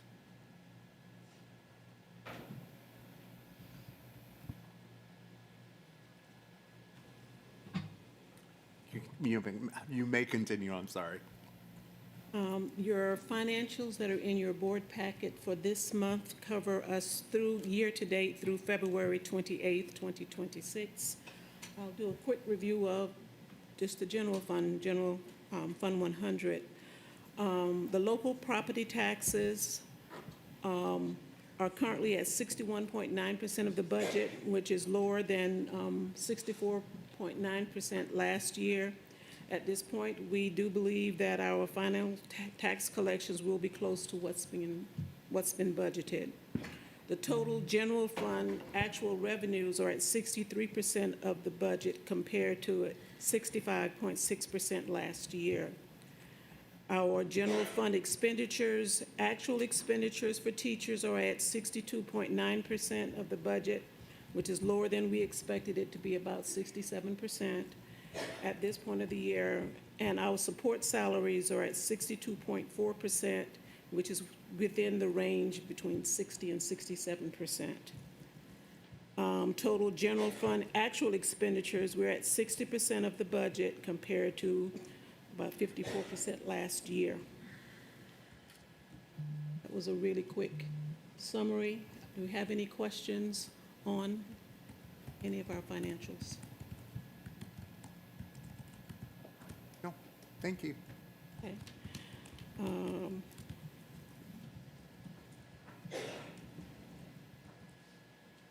10.02, budget amendment and operating transfer, funds 100, 560, and 600 salary supplement. On January 15, 2026, Governor Brian Kemp announced a one-time $2,000 salary supplement for all state-funded pre-K-12 educators, administrators, and support staff as a part of the FY26 budget. This budget amendment is requested to provide the supplement to all employees of the district, including positions that are not state-funded. A supplement will also be provided for part-time staff and staff with temporary employment agreements at a commiserated amount. To ensure staff receive the greatest amount of take-home pay, the district will gross up the withholdings, providing a supplement of $2,166 for full-time employees, $1,083 for part-time employees, and $542 for district employees with temporary employment contracts. The total grant-funded amount received from the state is $8,003,294, which includes appropriate disbursements for charter schools, school nutrition program staff, and the pre-K lottery for identified pre-K staff. To provide the supplement as described for all employees, an additional $6,372,697 will be needed from fund balance to fulfill this budget amendment. The summary of the proposed budget amendment is shown on the agenda item. Thus be it resolved upon the recommendation of the superintendent that the board approve the recommended budget amendment in the amount of $14,375,991, along with the corresponding operating transfer. I'll accept the motion. Moved and seconded. Any discussion? Dr. Brinkman? Yeah, we talked about this a little bit this morning, but would somebody be able to tell me out of that almost 4 million that we are using to make it equitable, how much of that is the gross up versus just everybody gets 2,000, whether it be a state funded or a local funded, and it's going to get taxed? Like, how much of that is gross up? Maybe just a percentage, or how big of that 6.4 do we think that is? I know that we're grossing up state funded as well, some of that's coming from the grants, so that it actually looks like $2,000 on their pay stub. And then for some individuals, we're having to go 2,000 and then some to make sure it looks like 2,000. So what is the gross up to get it there? And if you don't have that, just send it to me later. I just was trying to, yeah, I know it's a, yeah. I can get it. Thank you so much. Yeah, and again, happy that we do this so that we don't create two classes of citizens on the same hallway, teaching the same number of students at the same grade level. Most citizens don't understand that in every school, a good chunk of the teachers and staff there are not from QBE formula funding. And when the governor says, I'm going to give everybody $2,000, that's not everybody. That's only state-funded everybody's. And that means the kindergarten teacher in class 1 might be state-funded, and the kindergarten teacher in class 2 is completely 100% local funded, and they wouldn't get that $2,000. So our district does do the right thing by our faculty and staff to make sure that everybody sees that. Ms. Hall? And I really want that fact shouted from the rooftops. I want all of our teachers to know that, anybody in our district, I need them to know that we're doing that, and the public needs to know it. So I hope Stacy Jennings and her team will make sure, in case you missed it, wherever they want to put it, but it needs to be out there that this was done, because this is not so much magnanimous on our part, but it was just the right thing to do, and we did it, and we needed to be out there. Do it every year. Yeah, every time the state decides to do that, we come up with it. Yes. Ms. Grabowski? This is just a detailed question. On looking at the revenue and expenditures, why is there a line item for only one charter school? I'm sorry, I turned from the page. So I'm at the top of the second page of the memo. There's contributions to SCA. Like there's the income, the grants from Godot for each of the charter schools on the revenue side, but then on the expenditure side, SCA is the only one that's shown. Because we don't process their payroll. Oh, we do the payroll for theirs. Okay, thank you. Yep, that makes sense. Yeah, all the other charter schools will be included in the larger number with the district. And again, Dr. Brinkman, to your point, the state provided on this allocation 7.7 million to cover those that are on the QBE factor of the district. So the additional monies for us to come out of pocket to ensure that every employee has a supplement, which is grossed up, comes to that $6 million number. If we were not to do that and include every employee to get the supplement, but you would have to handle your own withholdings, it'd be about $4 million coming out of the district's coffers. So, but we'll get you a more detailed breakdown on that. Yeah. Continue.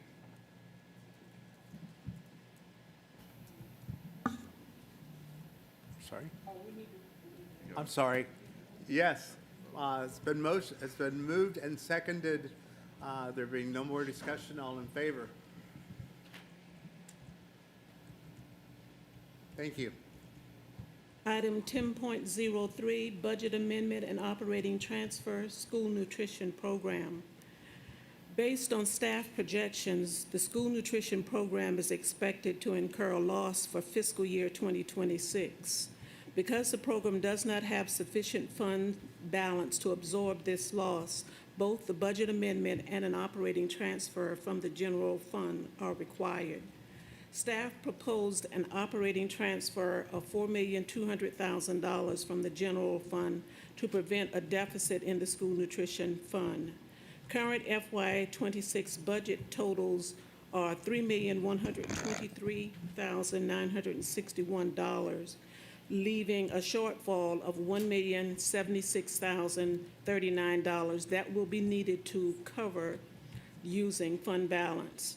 Summary of the proposed budget adjustment is shown on this item. Thus be it resolved that upon the recommendation of the superintendent, the board approve an operating transfer in the amount of $4,200,000 from the general fund to the school nutrition program, Fund 600, for fiscal year 2026, along with the corresponding budget amendment. Been moved? Second. Moved and seconded. Discussion.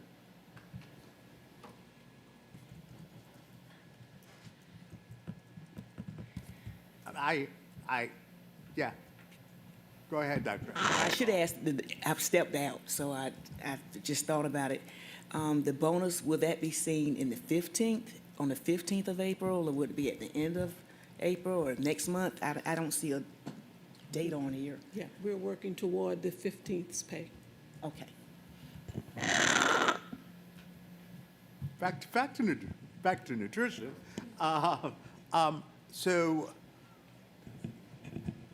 have we been keeping tabs on this so next year when we do our budget, we can, and I understand why we're having these deficits. You know, this was our first year that we were feeding breakfast and lunch to all of our kids, and I'm all for that. But will we just put this permanently in our budget for next year so we're not having to do this? Yes. Yes, sir. This is built into our budget next year. Perfect. This is another one of those right-sizing activities that we're working on right now. Yes, Ms. Hall. I was just saying to Mr. Cashmore, since I came on the board in 2012, we've never had this not be necessary. Can you remember one year when we didn't have to do this? So I can't remember we ever having that. So okay, Ms. Davidson, you're saying we're going to have it next year, we're not going to have this shortfall. Oh, no, I'm sorry. Let me clarify. I have built in this fund transfer into my budget next year, so it will not have to come before the board. I anticipate we will need these funds. And the main piece is because of the cost of our employees. So our employees cost about 85% of the budget. And while we can do some reduction to increase the quality of food and other pieces, we're at a balance. We are very diligent to make sure we are being good stewards of the funds, but we want to make sure that the quality is there for our students. Ms. Grabowski, then Mr. Cavanagh. Well, and I agree 100%. I'm glad we're providing breakfast, but this past year, the breakfast was funded with federal funds, correct? Both breakfast and lunch are funded out of federal funds. Unfortunately, the federal funds, there is not enough. So that is Okay, where so the district it's has to short. cover. Do you Yes, know ma'am. about the percentage of federal versus how much? I mean, is this? This is the necessary amount, but I can pull the other pieces. Yeah, I'm just for you. curious, and also curious if we anticipate what the federal funding would be for that next year. But that's another conversation. Mr. Ketchmark. Yeah, the other challenge with this fund in particular is we enter into our commodity contracts at different times than we set budget, and milk costs are different year to year, chicken costs are different, pizza costs are different. So that has a real impact. And then for years, we also charged either a percentage, and we didn't know what that participation would look like. So it's, on the one hand, it's bad that every year we have to do a supplemental allocation, but we also under budget and add as opposed to over budget, and then that entire budget gets spent. So I feel like we've been as diligent as we can with the unknowns that are out there as well.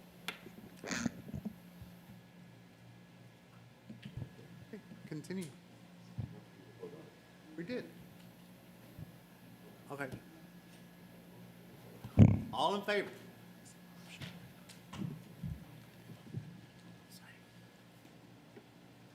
Item number 10.04, budget transfer, preschool intervention.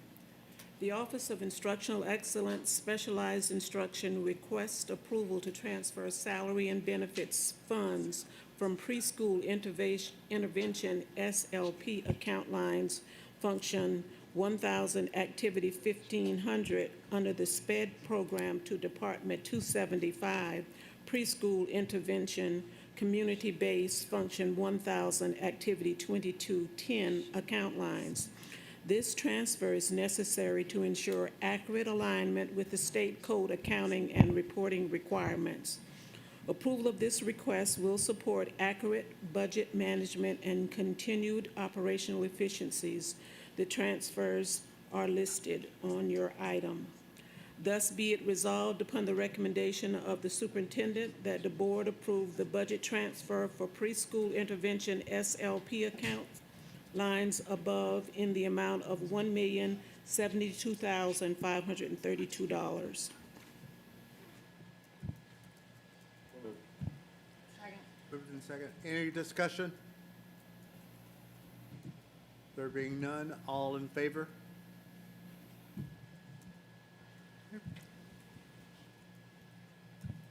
Item number 10.05, RFP 26-15, office supplies catalog discount. The purchasing department received 5 proposals in response to RFP 26-15, office supplies catalog discount annual contract. The firms submitting proposals were Global Equipment Company, Lakeshore Learning Materials, School Specialty LLC, Staples Contract and Commercial, and VIP Office Furniture and Supply.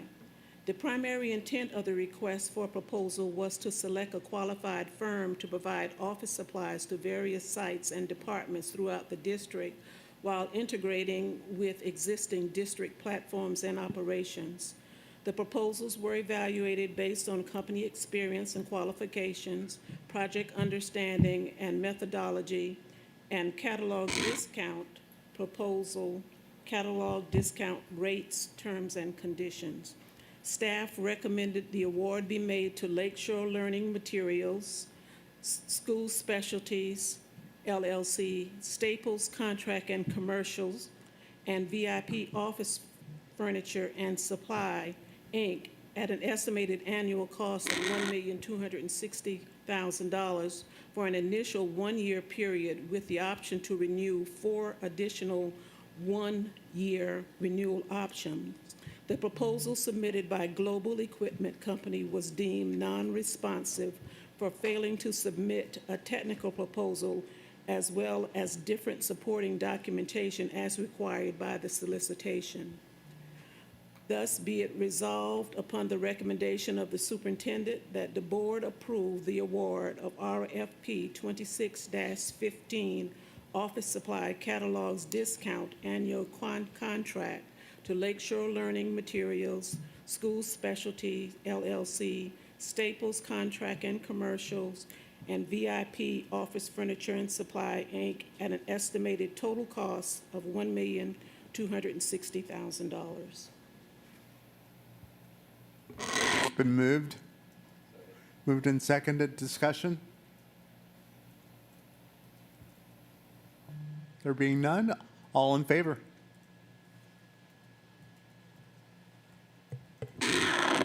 Item number 10.06, budget transfer, Fund 308, project closeout. Approval is requested for a budget transfer in the amount of $897,378 between projects in Fund 308 to support projects improvements at various sites this summer. These improvements are aligned with maintaining safe, functional, and well-maintained learning environments and will be completed during the summer months to minimize disruption to instruction. Work includes interior and exterior painting, flooring replacement, plumbing repairs, restroom deep cleaning, pressure washing, and site and ground improvements. Funds for this transfer are available as previously allocated projects for the Thunderbolt site are no longer needed due to the sale of the building. These funds remain restricted within Fund 308 for capital project use and are reallocated for other facility needs that are designated as priority. This action does not create new funding or expand available resources, but instead ensure responsible use of existing project-specified allocations. And the table is listing all of the different projects for this summer.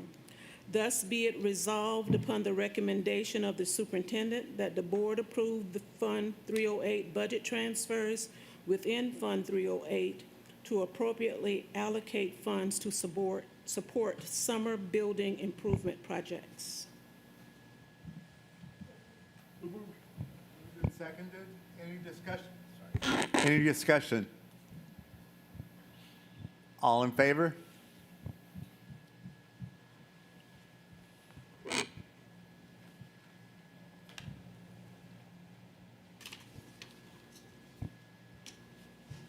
Item number 10.07, East Splash 4, Bloomingdale Elementary, J.W. Buckley and Associates, Design Change Order, number 204.08.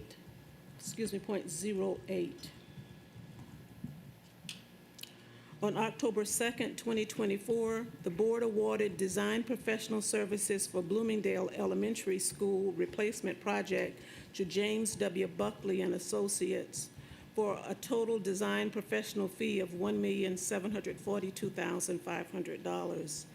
A subsequent change order has increased the current contract amount to $2,421,750. During the February 18th, 2026 meeting, the board approved the resolution for attendance boundary realignment in school year 26-27, which will convert Bloomingdale Elementary to a K-8 school by the 2028-2029 school year. This grade conversion will require building and site modifications with an estimated construction budget of $9,950,000. In accordance with board policy FGC-R, bids and quotations, a design professional's fee to support the work of the facility conversion has been calculated and totals $679,250. A $10,000 reimbursement allowance is also included, which can only be billed for actual invoice costs, bringing the total contract change to $689,250. Staff have reviewed the additional service requests and now recommend board approval for the change order. The superintendent supports this recommendation. Funding is available for the change and no budget transfer is required. Thus, be it resolved upon the recommendation of the superintendent that the board approve change order number 2 in the amount of $689,250 to James W. Buckley and Associates for additional design services for the building and site modifications to convert Bloomingdale Elementary into a K-8 school. Moved and seconded. Any discussion? Okay. There being no discussion, all in favor? Thank you very much. Item number 10.08, East Block 5, Gamble Road Projects, Reeves-Young GMP Amendment. On December 17th, 2025, the board approved the award of RFQ C26-05 CMR Services for Gamble Road Projects to Reeves-Young LLC with an initial stated cost limitation of $20 million. The total project consists of 5 phases: restroom and office buildings, refuel station, site and parking lot, maintenance facility, and storage buildings. Staff now present for the board's review and approval a guaranteed maximum price for the full project, all phases. The GMP is based on construction drawings for phase 1 through 3. Completed pricing for the work has been provided by the CMR. Budget estimates are provided for the work contained in phase 4 and 5, where construction drawings are still in progress. The estimates are needed to develop the guaranteed maximum price for the project.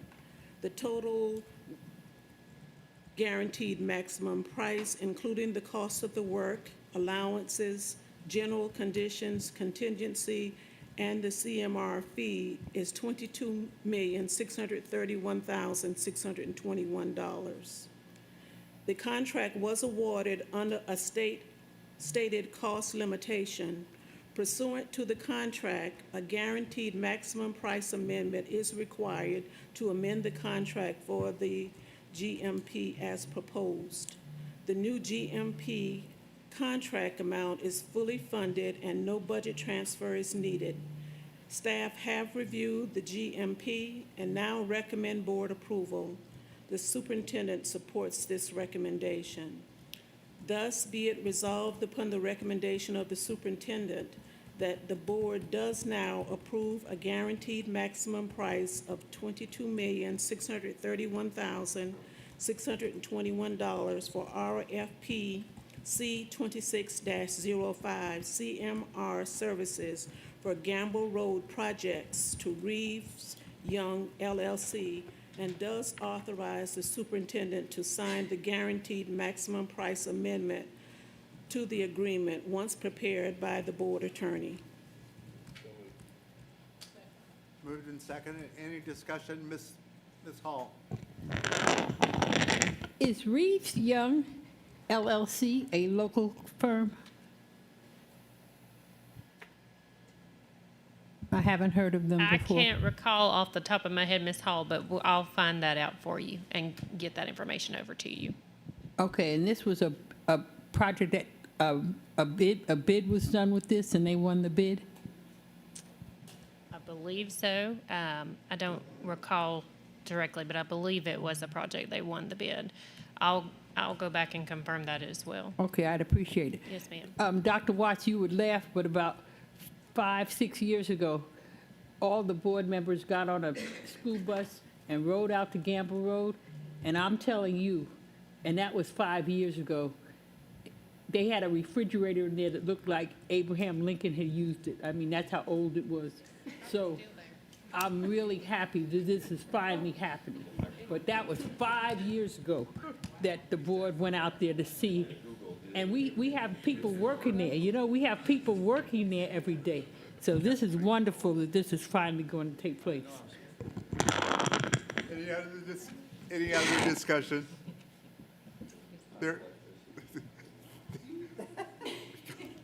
There being none.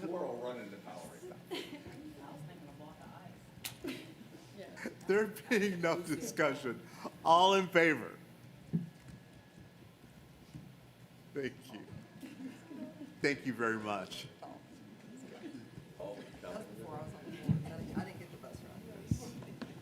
All right, so we are now at the point of public appearances. You have 3 minutes.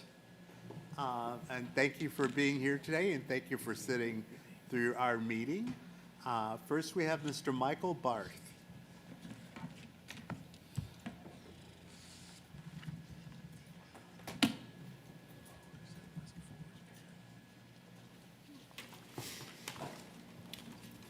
Good afternoon, members of the board. Thank you for the opportunity to speak today. My name is Mike Barth, and I'm the Family and Community Relations Specialist at Windsor Forest High School. I reside in Richmond Hill. To be clear, I love my job, right? And I love my colleagues at Windsor Forest High School and throughout the district whom I work with daily. But I want to share a perspective on the requirement for certified staff to clock in and out. I understand the need for accountability, consistency, and accurate record keeping. Those are important in any organization. However, I ask that you consider the unintended impact this policy is having on professional culture in our schools. Education is not a time clock profession. For me, it has always been a profession built on trust, responsibility, and a commitment to doing what is best for our kids, often well beyond contracted hours. Teachers arrive early, stay late, and take home work regularly, and that's the reality of the job. When we require professionals to clock in and out like hourly employees, it subtly changes behavior. I have observed staff gathering around the time clock, waiting to clock out exactly at the end of the day, not because they don't care, but because the time clock system signals that time and not commitment is what is being measured. That shift really does matter. Instead of reinforcing a culture of ownership and professionalism, we risk creating a culture of compliance where the focus becomes meeting the clock rather than meeting the commitment. I believe we can achieve accountability without diminishing professionalism. There are other ways to track attendance and ensure responsibility while still honoring the professional nature of teaching. I respectfully ask the board to reconsider how this policy is implemented, or at least open a dialogue with educators about its impact. Our goal should be to support a culture where teachers feel trusted, valued, and motivated to go above and beyond, not one where they feel monitored. It is really a feeling thing, and I ask the board to take a look at how this feeling could potentially impact performance of the professional educators in our system. Thank you for your time and for your service and support to our schools. I promise you, I did not have anything. Did we speak before this? No, ma'am. Why? Absolutely not. That's all you need to know. There was no Disagree? I don't know. I did not plan that. Okay, thank you. Yes. So, timing is amazing. Do you want to speak to that? Okay, okay. He said it the best. Okay. We heard you 5 times today. So, perfect timing. All right. Angelisa Bryant.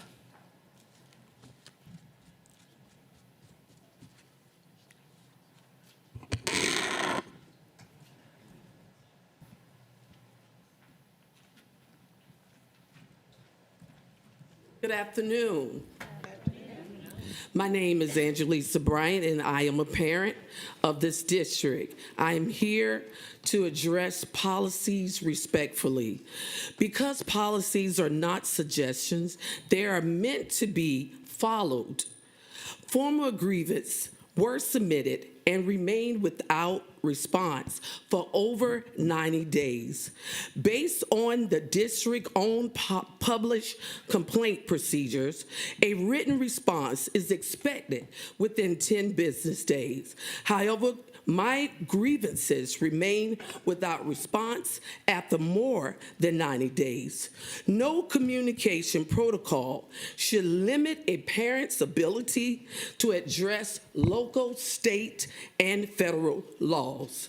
Under Every Student Succeed Act, parents have the right to meaningful participation and clear, timely communication. In my recent child's hearing, inaccuracies in records were acknowledged, yet they remain. Accuracy and accountability in students' records matters. I am also seeking clarification on whether any policy exists that allows a parent's use of open records requests to be considered a burden and used to justify limiting communication. If a student asks for help and there is no response from staff, how is a child supported academic and emotionally?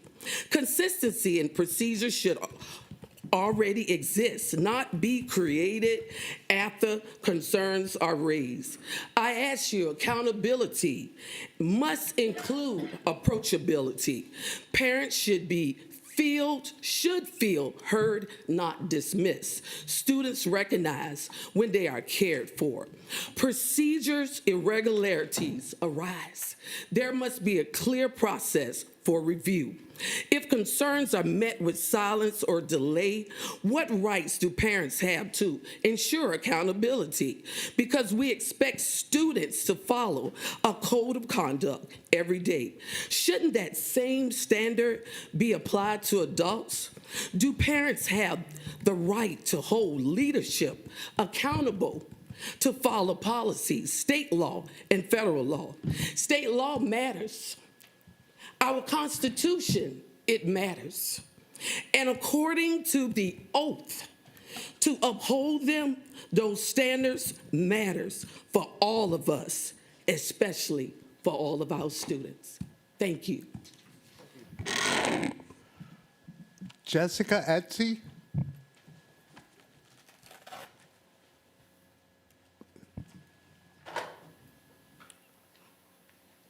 Charlene Williams Wright.